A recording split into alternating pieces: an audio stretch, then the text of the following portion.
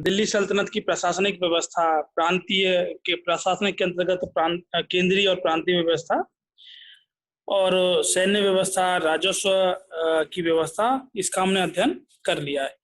और नेक्स्ट हमारा अध्ययन का जो बिंदु है वो व्यापार और जो है उद्योग और व्यापार का है। अगर हम दिल्ली सल्तनत की से पहले की अगर बात करें तो 7वीं शताब्दी से 10वीं शताब्दी का जो जो काल था, वो भारत और अरब के मध्य एक व्यापारिक संबंधों का स्वर्ण काल था। और अगर हम दिल्ली सल्तनत की बात करें तो दिल्ली सल्तनत में जो व्यापारिक गतिविधियों को जो सबसे अधिक जो प्रोत्साहन दिया गया वो मोहम्मद बिन तुगलक के द्वारा दिया गया था। और इसी कारण इसका जो जो काल है वो दिल्ली सल्तनत में व्यापारिक गतिविधियों के लिए स्वर्ण काल के तौर पर उसको जाना जाता है। यदि हम दिल्ली सल्तनत में जो चीजें आयात की जा रही हैं अगर उनकी बात करें तो जो दिल्ली सल्तनत में विशेष तौर पर जो आयात किए जाते थे वो घोड़े आयात किए जाते थे, क्योंकि जो सैन्य व्यवस्था थी उसकी अगर अगर हम रीढ़ की बात करें, उसकी मजबूती की बात करें तो वो घोड़ों पर निर्भर करती थी। और जो घोड़े जो जो भारतीय नस्ल के घोड़े थे, एक तरीके से उच्च उच्च जो है गुणवत्ता के नहीं थे। उनकी जो गति जो थी एक तरीके से वो उतनी नहीं थी जितनी की जो विदेशी घोड़े हैं जो अरब से जो आयात किए जाते थे उनमें होती थी। तो विशेष तौर पर जो आयात जो वस्तुएं थी उनमें विदेशी घोड़े होते थे। दूसरी चीजें अस्त्र शस्त्र, क्योंकि कुछ चीजें ऐसी थी जो विदेशों में जो हथियार थे वो विदेशों में अच्छे बनते थे, तो विदेशों से हथियार भी आयात जो किए जाते थे। और जो आयात जो अस्त्र शस्त्र जो आयात किए जाते थे विशेष तौर पर वो राज्य के पैसे से आयात किए जाते थे, क्योंकि ये चीजें वो राज्य को ज्यादा जरूरत होती थी इन चीजों की। तो राज्य इसके लिए जो व्यापारी थे उनको पैसा देता था और उसको और वो जो है इन चीजों को विदेशों से आयात करते थे। और देखा जाए कि दास जो थे, दास भी आयात किए जाते थे। और दास क्योंकि हम देखें दिल्ली सल्तनत अगर देखा जाए तो जो स्थापना हुई थी तो वो दासों ने ही की थी। तो दिल्ली सल्तनत में दासों का एक जो है बहुत महत्वपूर्ण स्थान था। और अगर अब देखा जाए जो फिरोज जो तुगलक था उसके शासन काल में दास जो थे उनकी जो सबसे अधिक संख्या थी वो दासों की वो फिरोज शाह तुगलक के शासन काल में थी। और उसने अपने जो जो सेना थी उसमें उसने दासों को भी भर्ती किया था। और साथ में ही जो जो सूखे मेवे जिनको ड्राई फ्रूट कहा जाता है वो जो है वो भी जो है विदेशों से आयात किए जाते थे। अगर हम निर्यात की बात करें तो निर्यात में जो है लोहा और हथियार और जो सूती वस्त्र जो विशेष तौर पर भारत में बनते थे उनको निर्यात किया जाता था। नील, जड़ी बूटी, मसाले और शक्कर। तो ये चीजें जो जो निर्यात की जाती थी वो भारत के अलग अलग क्षेत्रों में पैदा की जाती थी और उनको जो है अलग अलग जो उनको निर्यात किया जाता था। अगर हम विशेष तौर पर बात करें तो जो लोहे का जो जो जो लोहा था तो वो जो है वो लाहौर से निर्यात किया जाता था। और अगर बात करें नील की, अगर हम बात करें तो नील में भी जो है विशेष तौर पर लाहौर और बयाना का जो क्षेत्र था वो बहुत महत्वपूर्ण क्षेत्र था। तो बयाना जो एक ऐसा क्षेत्र है जो नील उत्पादन के लिए सबसे फेमस क्षेत्र था। और ये क्षेत्र जो है आगरा से थोड़ा सा हम आगे चलेंगे जयपुर जो है की तरफ, तो आगरा से ही निकलते ही ये क्षेत्र पड़ता है बयाना।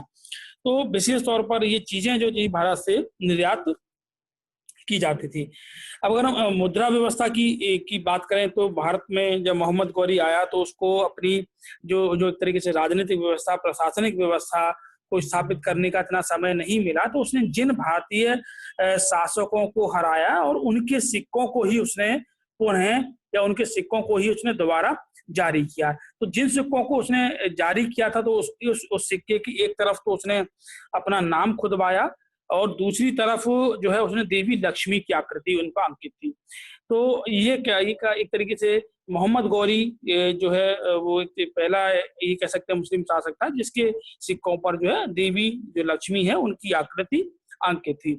अगर हम बात करें कि हमने जो इससे पहले अभी हम अध्ययन किया है कि जो है इल्तुतमिश के द्वारा चांदी का टका और तांबे का जीतल चलाया गया।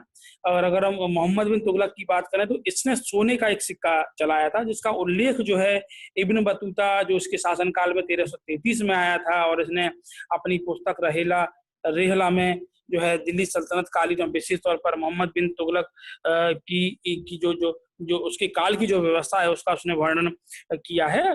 तो उसने इस जो सिक्का, जो सोने का सिक्का है, उसको उसने दीनार कहा है। साथ में जो फिरोज तुगलक था उसके द्वारा भी चांदी और तांबे के जो मिश्रित कुछ सिक्के चलाए गए थे, जिसमें ये विशेष तौर पर जो है इसके ये जो सिक्के थे वो दिल्ली सल्तनत में जो है चलाए गए।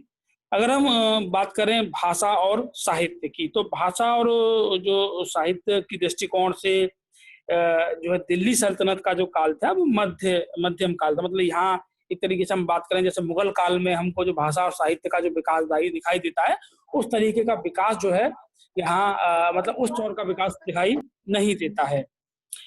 और अगर हम बात करें दिल्ली सल्तनत के काल की, अगर हम बात करें तो विशेष तौर पर जो ग्रंथ जो लिखे गए थे वो फारसी भाषा में लिखे गए, संस्कृत में लिखे गए, साथ में उर्दू, हिंदी और उर्दू और अन्य जो प्रांतीय जो भाषाएं थी उसमें लिखे गए थे। तो यहाँ हमने पहले भी हमने दो हैं जो, अगर हम बात करें रचनाकार जो कवि हैं उनका हमने जिक्र किया है, जिसमें पहले अमीर खुसरो।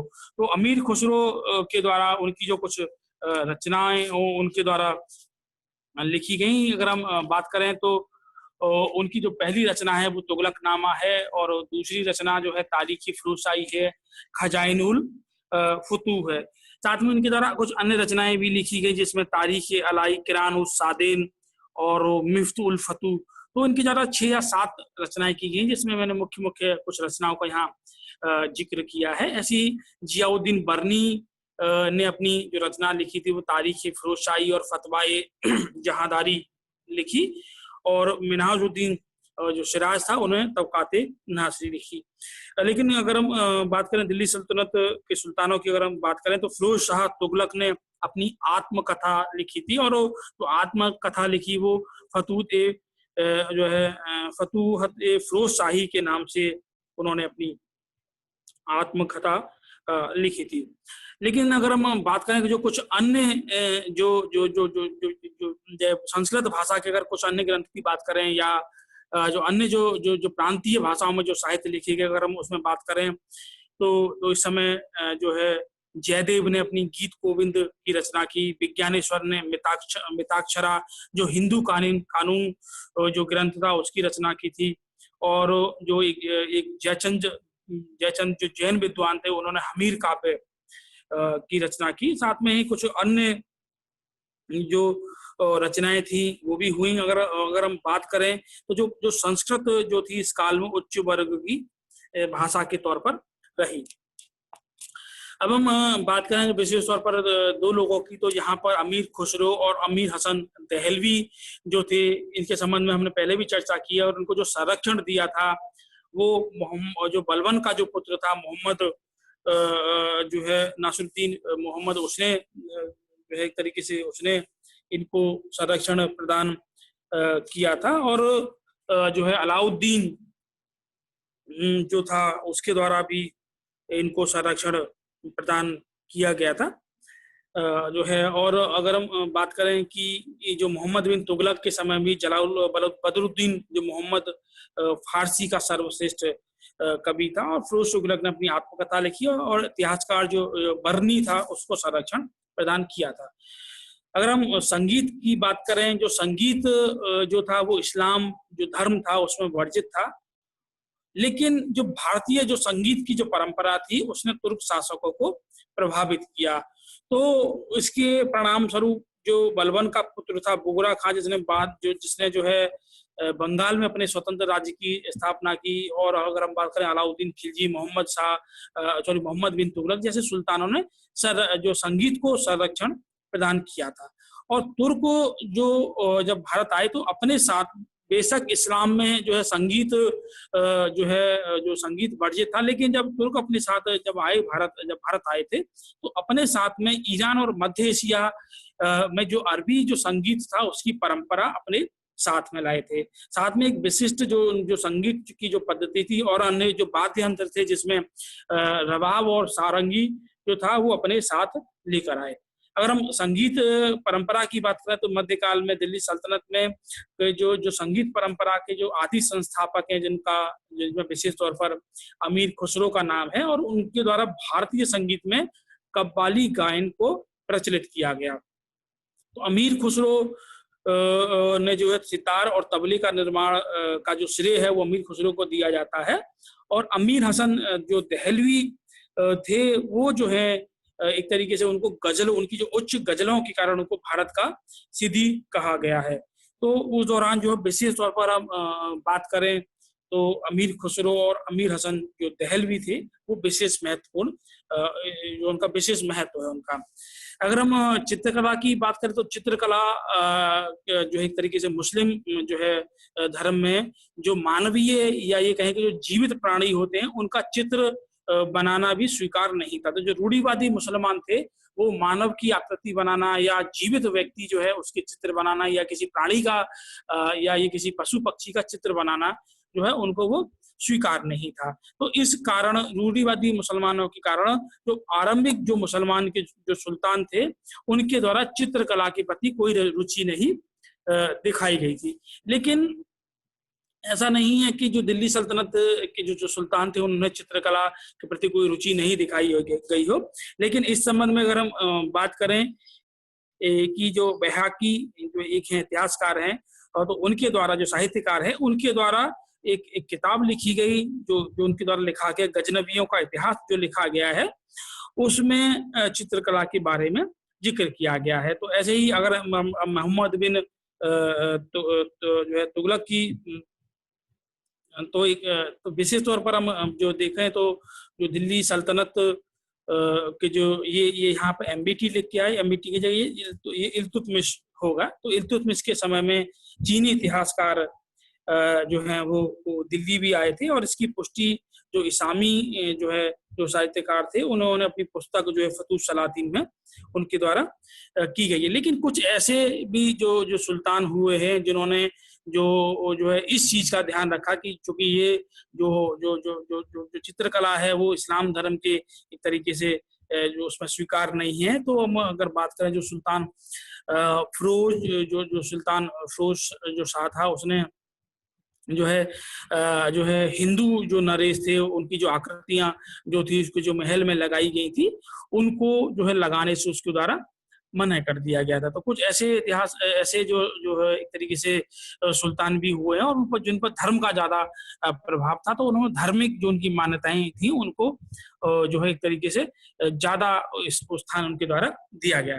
अगर हम स्थापत्य की बात करें तो जो स्थापत्य की जो शैली थी वो भारत की अपनी एक स्थापत्य शैली थी। जब तुर्क भारत में आए तो उससे जो वो अपने साथ जो शैली लेके आए थे तो उसे एक मिश्रित शैली जो थी कला और स्थापत्य के क्षेत्र में हिंदू और इस्लाम की जो संस्कृति है उसका एक समन्वय यहाँ हमको दिखाई देता है। तो भारत की जो शैली थी वो सहतीरी शिल्प कला शैली मानी जाती है जिसमें आड़ी और जो खड़ी रेखाओं को जो है स्तंभ होते थे और उन पर उनको रखकर जो है रचना जो स्थापत्य जो था थी उसका निर्माण किया जाता था। लेकिन चूंकि इस्लाम में जो है किसी प्राणी का चित्र बनाना या जो है उसका एक तरीके से मना ही थी।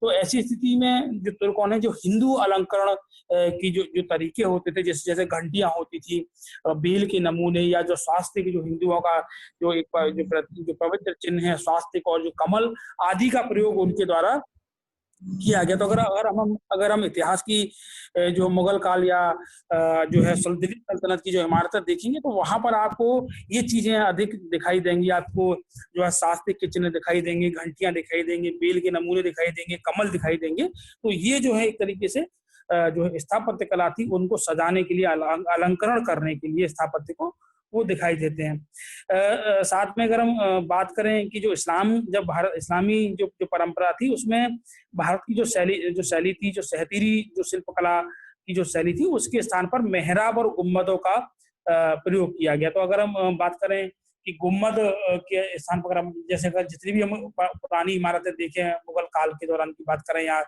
दिल्ली सल्तनत की बात करें, सब में गुम्बदों का प्रयोग किया गया। जैसे ताजमहल हो गया, अगर देखा जाए तो हुमायूं का मकबरा हो गया, अकबर का अगर जो है सिकंदरा का मकबरा देखें, उसमें अगर दिल्ली में हम देखें जो लोधी गार्डन देखें तो वहां भी मकबरे का जो है गुम्बद का प्रयोग हुआ है। तो वहां पर एक तरीके से मेहराब और गुम्बद शैली का प्रयोग हुआ है। अगर स्थापत्य की हम बात करें, जो कि तुर्क भारत में आए थे, तो भारत में जो है इनको अपनी प्रार्थना जो है पूजा करने के लिए एक तरीके से इनको मस्जिदों की आवश्यकता थी। तो इनके द्वारा जो जो हिंदुओं के जो मंदिर थे और जो या ये कहें जैन मंदिर थे, उनको तोड़कर जो है मस्जिदों का निर्माण इनके द्वारा किया गया। तो भारत में जो पहली तुर्क मस्जिद जो थी वो कुतुबुल इस्लाम मस्जिद थी, जिसे कुतुबुद्दीन ऐबक ने 1197 में बनवाया, जो पहले जैन और बाद में एक विष्णु मंदिर रहा था। ऐसे ही अगर हम बात करें 1200 में कुतुबुद्दीन ऐबक ने अजमेर में एक 2.5 दिन का झोपड़ा नामक मस्जिद का निर्माण कराया। और 1197 में ही कुतुब जो सूफी संत थे, जिनके बारे में हम आगे अध्ययन करेंगे, तो कुतुबुद्दीन बख्तियार काकी की स्मृति में एक कुतुब मीनार का निर्माण कराया था। और इसको जो कि ये इसकी मृत्यु हो गई और इस कार्य को ये पूरा नहीं कर पाया, तो बाद में इल्तुतमिश के द्वारा जो है 1232 में इसको पूरा कराया गया था। अगर हम बात करें, चूंकि जो है इस्लाम में जो है हर सुल्तान ने अपनी अपनी जो है अपनी कब्र के लिए जो है एक स्थान निश्चित किया था और उनमें जो है मकबरों का निर्माण कराया। तो इल्तुतमिश जो है था, उसको जो है भारत में या ये कहें दिल्ली सल्तनत में जो है मकबरा निर्माण शैली का जन्मदाता उसको माना जाता है। और उसके शासनकाल में जो पहला मकबरा था वो सुल्तानगढ़ी का मकबरा था। लेकिन बलबन जो था, अगर बात करें तो ये जो बलबन के समय में जो मकबरा बनवाया गया, जो बलबन ने जो अपना मकबरा बनाया था, वो मकबरा जो था वो शुद्ध इस्लामी जो पद्धति थी उस पर निर्मित भारत का पहला मकबरा था। तो यहाँ दो प्रश्न बनते हैं कि भारत में मकबरा शैली का जन्मदाता कौन था, तो वो इल्तुतमिश था। और यदि बात की जाए कि शुद्ध इस्लामी पद्धति पर पहला मकबरा किसका था भारत में, तो वो बलबन का मकबरा था। हम बात करें अलाउद्दीन खिलजी की, तो अलाउद्दीन खिलजी भी एक महान निर्माता था स्थापत्य के क्षेत्र में। उसने भी सीरी का महल और 1000 स्तंभ वाले महल का निर्माण कराया और साथ में कुतुब मीनार के निकट एक अलाई दरवाजे का निर्माण कराया था। तो ये सारी चीजें अगर हम बात करें, कुतुब मीनार के निकट अलाई दरवाजा ये दिल्ली में है। अगर हम जो तुगलक शासन के कालों की बात करें, तो तुगलक शासन काल में एक तरीके से मोहम्मद बिन तुगलक के बाद जो है जो परिस्थितियां जो थी वो खराब होने लगी और राज्य की क्योंकि विद्रोह होने लगे, राज्य की आर्थिक स्थिति भी खराब हुई। तो ऐसी स्थिति में जो है और राज्य में जो है अस्थिरता भी दिखाई देती है। तो इनकी जो इमारतें थी उनमें एक तरीके से जो इमारतें बनाई गई वो सादा जो है भवन थे और अत्यंत सादे ढंग के थे। अलंकरण यद्यपि उनमें अधिक मिलता है, मतलब सजावट उनमें ज्यादा मिलती है, लेकिन जो भवन जो विशाल थी और सादा ढंग के थे। फिरोज शाह तुगलक ने हौज खास नामक एक पहाड़ी पर अपना जो है मकबरा बनवाया और अपने प्रधानमंत्री जो था उसको खाने जहां तेलंगानी का भी एक मकबरा बनाया। और ये दिल्ली में निर्मित प्रथम अष्टभुजाकार मकबरा था। तो अष्टभुजाकार 8 भुजाओं के जो मकबरे थे जो है वो भी जो है वो तुगलक काल में ही बनना शुरू हो गए थे। लोधी काल के समय जब आते आते तो जो मकबरे जो बनाए जाते थे वो एक ऊंचे चबूतरे पर बनाना शुरू किया गया और कुछ मकबरों में उद्यान मतलब जो गार्डन के मध्य बनाए जाते थे। जैसे अगर हम बात करें जो है और यहीं से एक तरीके से गार्डनों के बीच में जो है मकबरे बनाए जाना और ऊंचे चबूतरे पर मकबरे बनाए जाने की जो प्रथा शुरू हुई वो बाद में मुगल काल तक रही। अगर हम बात करें विशेष तौर पर जो है सिकंदरा की बात करें, अकबर के मकबरे की बात करें, तो अकबर का मकबरा भी जो है एक ऊंचे चबूतरे पर बना हुआ मकबरा है और उसके चारों ओर जो है देखा जाए तो गार्डन है, चारों ओर तो उद्यान बने हुए हैं। जैसे ही अगर हम बात करें जो हुमायूं के मकबरे की बात करें तो हुमायूं का मकबरा भी ऐसे ही बनाया। अगर हम ताजमहल की बात करें तो ताजमहल के चारों ओर ताजमहल भी जो एक ऊंचे जो है उद्यान ऊंचे चबूतरे पर बना हुआ, और उसके चारों ओर भी जो है गार्डन बने हैं। तो उद्यानों के बीच में और ऊंचे चबूतरे पर जो मकबरे बनाने की जो जो जो एक तरीके से परंपरा जो थी, वो लोधी से ही जो है वो शुरू हो जाती है। साथ में लोधी काल में जो हमको मकबरे दिखाई देते हैं, वो चतुर्भुज आकार के भी मकबरे दिखाई देते हैं, और अष्टभुजी मकबरे भी दिखाई दिखाई देते हैं। अगर हम बात करें कि जो जो मौलूदी काल के जो मकबरे की जो जो जो शैली जो हमको यहाँ जो बनने की जो दिखाई देती है, उसका जो जो सर्वोत्कृष्ट रूप अगर हम बात करें, और उसकी जो चरम जो जो स्थिति है, वो हमको जो ताजमहल की जो शैली है उसमें दिखाई देती है। साथ में अगर देखें तो यहाँ पर जो है दोहरे गुम्बद का निर्माण भी जो है शुरू हो गया था। मतलब एक गुम्बद के अंतर्गत जो है दूसरा गुम्बद, तो ये गुम्बद की जो शैली है वो हमको हुमायूं का जो मकबरा है उसमें दिखाई देती है। दोहरे गुम्बद बनाने का जो निर्माण कार्य जो था, वो जो है लोधी काल में शुरू हो गया था, लेकिन उसका जो हमको एक तरीके से चरम जो स्थिति है, वो हमको जो हुमायूं का जो मकबरा है दिल्ली में है उसमें दिखाई देती है। तो लोधी काल में जो मकबरों का एक तरीके से स्वर्ण काल कहा जाता है, और इसमें जो विशेषताएं मकबरों बनाने में जो जो जो जो डेवलप हुई थी, वो हमको मुगल काल में दिखाई देती हैं। तो लोधी काल को अपनी जो मकबरों की विशेषताओं के कारण लोधी काल को मकबरों का काल भी कहा जाता है। तो यहाँ हमने विशेष तौर पर आज दिल्ली सल्तनत के राजनीतिक पक्षों को छोड़कर उसकी प्रशासनिक व्यवस्था, उनकी जो है राजस्व की व्यवस्था, न्याय व्यवस्था, व्यापार के संबंध में, और उनकी कला स्थापत्य में उनके द्वारा क्या उपलब्धियां रही थी, उसका हमने अध्ययन किया। तो आज हमारा टॉपिक यहीं समाप्त होता है। इस संबंध में आपकी कोई प्रश्न हो तो आप पूछ सकते हैं।